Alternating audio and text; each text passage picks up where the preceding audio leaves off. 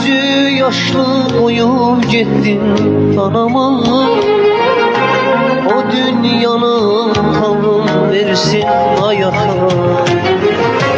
Terk eyleyip koyup gittin dünya. Sen damladın hak yolunu azam.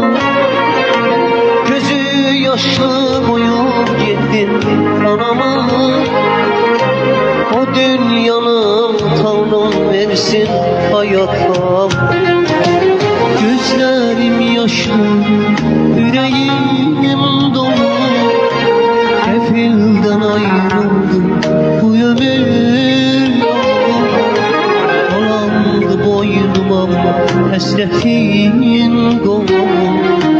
Bu yüreğim sana kurban hayata.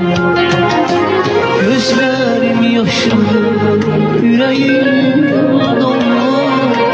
Kefilden ayrıldım, bu ömür yolu. Dolandı boynuma hasretin dolu. Bu yüreğim sana kurban hayata.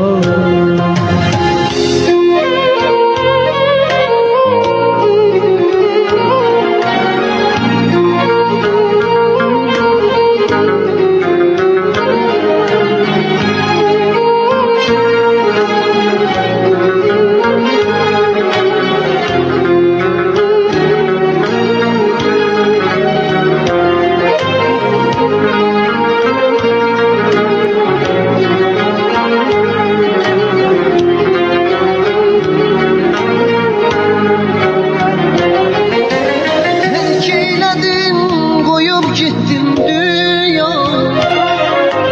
Sen damladın hak yolunu azam.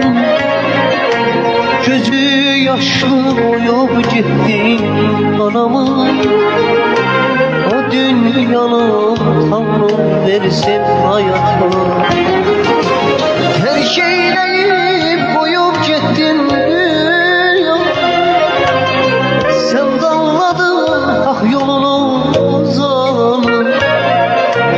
Gözü yaşlı koyup gittin anama. O dünyanın Tanrım versin hayata. Gözlerim yaşlı, yüreğim dolu. Kefilden ayrıldım, bu ömür yolu. Dolandı boynuma hasretin